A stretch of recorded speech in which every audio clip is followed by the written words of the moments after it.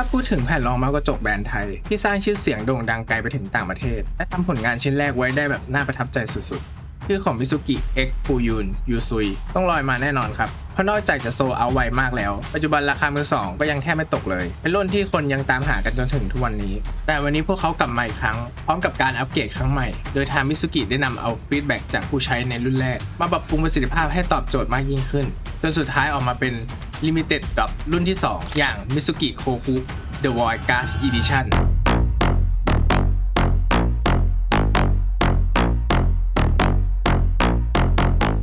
ซึ่งคำถามสำคัญที่หลายคนอยากรู้และคาดหวังกับตัวโคคุครั้งนี้มันจะดีกว่าตัวแรกขนาดไหนคนที่มีแผ่นแรกอย่างยูซุอยู่แล้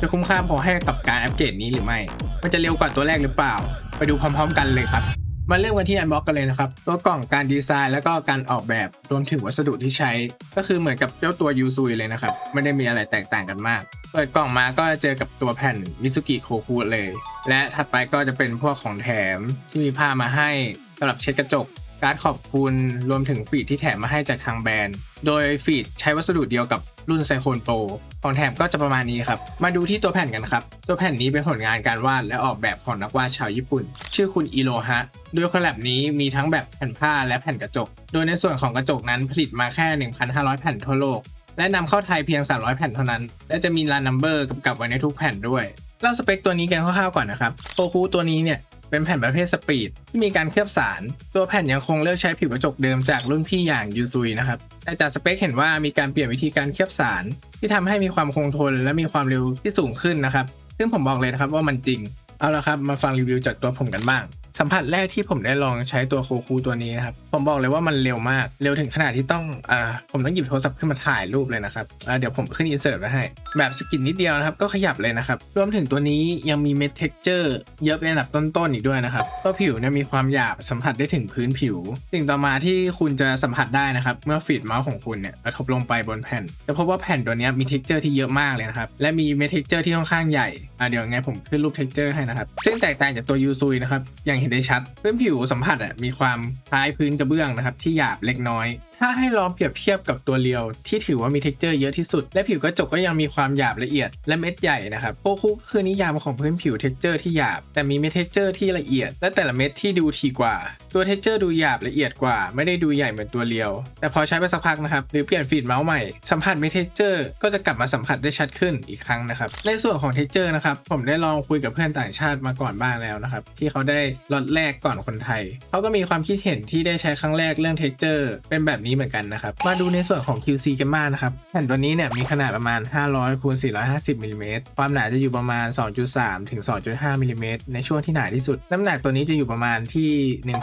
1,120 กรัมมาดูที่ตัวแผ่นนะครับแผ่นตัวนี้มีการวาดที่ค่อนข้างสีฉูดฉาดและมีลวดลายที่ค่อนข้างเยอะมากการลงสีที่ทับซ้อนกันหลายเลเยอร์ภาพออกแนวต่างมิติหรือพวกแนวอวกาศกาแล็กซี่นะครับแต่ถึงอย่างนั้นการวาดลวดลายเส้นการลงสีการลงดีเทลต่างๆก็ยังทำได้ชัดคมและสีสดมีแค่ภาพในส่วนมุมขวาบนบริเวณดวงตาและผมนะครับมีความเบลอๆเล็กน้อยไม่ได้ชัดมากแต่ส่วนตัวคิดว่าส่วนนี้ทางแบรนด์น่าจะตั้งใจให้เป็นแบบนี้นะครับเพราะเท่าที่ดูจากภาพรวมและส่วนอื่นๆของภาพจะเห็นว่าบริเวณที่มีลวดลายหรือสีสันการทับซ้อนของภาพและสีในบริเวณอื่นก็สามารถที่จะทำลายเส้นและโทนสีได้ชัดและคมไม่ได้เบลอเหมือนกันทั้งหมดนะครับในส่วนของขอบมุมนะครับก็ทำได้ดีไม่มีการบาดหรือการวับเบิลตามมุมต่างๆขอบมุมมีความสโลปดีนะครับส่วนฐานยางอันนี้ปรับปรุงขึ้นอย่างชัดเจนนะครับเมื่อเทียบกับตัวเก่าอย่างยูซุยได้เปลี่ยนวัสดุของฐานเป็นคัสตอมโลโก้ฟูลซิลิคอนที่เป็นลวดลายของทางมิซุกิที่ทำให้การยึดเกาะโต๊ะนั้นดียิ่งขึ้นนะครับเสียงลากเมาส์ก็ถือว่ากลางๆไม่ได้ดังมากนะครับอันนี้ผมเทสกับฟีด Silver Fox ด้วยที่ถือว่าค่อนข้างเงียบอยู่แล้วมาในส่วนสำคัญกันแล้วนะครับ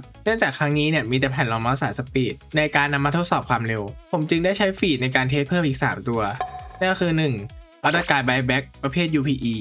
เป็นตัวแทนของสายคอนโทรลและถือว่าเป็นฟีดที่ช้าสุดในตอนนี้เลยก็ว่าได้ตัวที่2ก็คือ Silver Fox ประเภท PTFE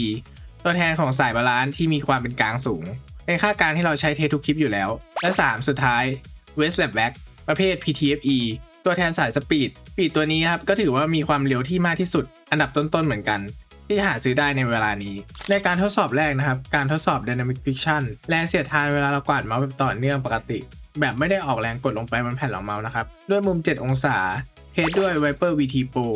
ที่มีน้ำหนักประมาณ51 กรัมที่ ที่ติดฟีด Silver Fox จากการปล่อยเมาส์เทสพร้อมกันนะครับทั้งในแนวแกน Y และแนวแกน X จะเห็นได้ว่าตัวโคคุในตอนเทสในแนวแกน Y จะมีความเร็วที่ใกล้เคียงหรือเร็วกว่าตัวเรียวเลยแต่พอเป็นแนวแกน X ตัวโคคุจะมีความเร็วที่มากกว่าอย่างเห็นได้ชัดและมีความเร็วที่มากที่สุดเมื่อเทียบกับทุกตัวนะครับและต่อมาเมื่อลองเปลี่ยนเมาส์ให้มีน้ำหนักเพิ่มมากขึ้นอีกหน่อยเป็นตัว Logitech G Pro X2 Super Style ที่มีน้ำหนักประมาณ61 กรัมเทสด้วยมุม14 องศา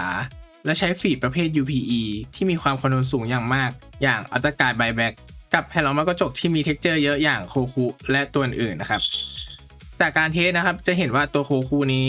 ก็ยังถือว่ามีความเร็วที่สูงมากแต่ก็ช่วยให้มีความช้าลงมาได้พอสมควรนะครับในส่วนของ Pressure Friction แรงที่เราออกแรงกดเมาส์ลงบนแผ่นรองเมาส์ผมได้ทดสอบโดยการใช้เมาส์ที่หนักขึ้นอย่าง HyperX Powerfly Dart ที่มีน้ำหนักประมาณ120 กรัมเทสด้วยมุม7 องศาและได้ติดฟีด Weight Lap Back ที่ถือว่าเป็นฟีดที่มีความเร็วสูงเป็นอันดับต้นๆซึ่งจากการเทสนะครับพบว่าไม่ว่าจะเพิ่มน้ำหนักการกดหรือเพิ่มน้ำหนักเมาส์ตัวคูก็ยังให้ความเร็วที่สูงสุดอยู่ดีแรงหยุดและพื้นผิวไม่ได้ช่วยให้ตัวเมาส์ช้าลงนะครับและในส่วนสุดท้ายการทดสอบ Static Friction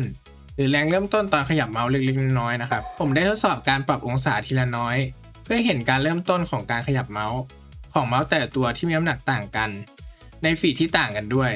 จะเห็นได้ว่าแรงขยับเมาส์เริ่มต้นของตัวโคคุทำได้ดีไม่ว่าจะเป็นฟีดช้ากลางหรือเร็วก็ใช้องศาในการเริ่มต้นขยับตัวน้อยซึ่งจะอยู่ในช่วงประมาณ 3-4 องศานะครับซึ่งมีความใกล้เคียงหรือพอๆกันเลยกับรุ่นพี่ในแบรนด์เดียวกันอย่างตัวยูซุยนะครับแต่ยูซุยอาจจะมีความช้ากว่านิดหน่อยในบางช่วงแต่ในประเภทฟีดคอนโทรลนะครับยูซุยจะช้ากว่าโคคุอย่างเห็นได้ชัดเลยส่วนอีก2ตัวที่เหลือที่จะยกตัวอย่างมานะครับก็จะเป็นตัวเวลและตัวเรียวที่ผมจะรีวิวเป็นตัวถัดไปด้วยนะครับจะเห็นว่าตัวเรียวน่ะที่มีพื้นผิวหยาบที่สุดและเท็กเจอร์เยอะมีการออกตัวที่ค่อนข้างช้านะครับแต่ก็แลกมาด้วยแรงหยุดและ stopping power ที่ดีมากเช่นกันส่วนเวลตัวนี้ถือเป็นอีกตัวที่มีเท็กเจอร์เยอะและพื้นผิวละเอียดนะครับจะเห็นว่าในฟีดประเภทสปีดนะครับตัวเวลมีองศาการเริ่มขยับตัวที่น้อยมากถึงแม้ตัวเมาส์จะมีน้ำหนักมากก็ตามนะครับแต่ในฟีดประเภทบาลานซ์นะครับอย่าง Silver Fox องศาในการขยับก็พอๆกับตัวโคคุเลยในส่วนของไดโฟเรียลินและมีโอนะครับผมขอเก็บไว้อธิบายแบบละเอียดในคลิปถัดไปอีกทีนะครับบอกเลยนะครับการทดสอบ Static Friction ทำไว้ได้ดีมากเลย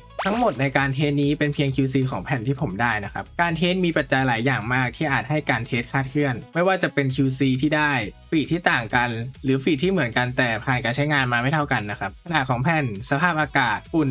ล็อตการผลิตการเคลือบผิวที่เราไม่แน่ใจได้ว่า 100% เหมือนกันทุกแผ่นนะครับในการเทสนี้ผมใช้เวลาในการทดสอบนานมากและหลายครั้งมากๆครับสุดท้ายนี้ผมได้ลองเอาโคคุไปทดสอบเล่นเกม Apex ซึ่งใช้มูฟเมนต์เยอะและการขยับเมาส์ที่สูงผมจึงได้เลือกแผ่นนี้มาทดสอบกับเกมนี้นะครับถือว่าทำได้ดีมากเลยขยับได้ไวตามความต้องการของเราและแรงหยุดที่ถือว่าน้อยแต่ก็ถือว่ายังมีนิดหน่อยนะครับเกมนี้การยิงหัวถือว่าค่อนข้างยากจึงไม่ค่อยมีผลอะไรมากนะครับเน้นมูฟเมนต์เป็นหลักแต่ถ้าเอาไปเล่นพวกเกมที่เน้น First Shot อย่างพวก Valorant การควบคุมเมาส์และจังหวะที่ต้องการการควบคุมที่นิ่งอาจจะไม่เหมาะเท่าไหร่ครับสรุปถามว่าแผ่นนี้เหมาะกับใครนะครับแผ่นตัวนี้มีความเร็วที่สูงมากสูงที่สุดในตอนนี้แล้วก็ว่าได้ครับแน่นอนมันต้องไม่เหมาะกับมือใหม่ที่เพิ่งเข้ามาเล่นการ์ดแพดนะครับเหมาะกับคนที่ใช้แผ่นประเภทสปีดอยู่แล้วและต้องการหาความเร็วที่มากขึ้นตัวนี้น่าจะตอบโจทย์คุณได้แน่นอนครับและตัวนี้ถือว่าการติดแขนค่อนข้างน้อยผิวมีเท็กเจอร์เยอะถ้าใครชอบประมาณนี้ตัวโคคุคือคำตอบครับแล้วเจอกันใหม่คลิปหน้าครับ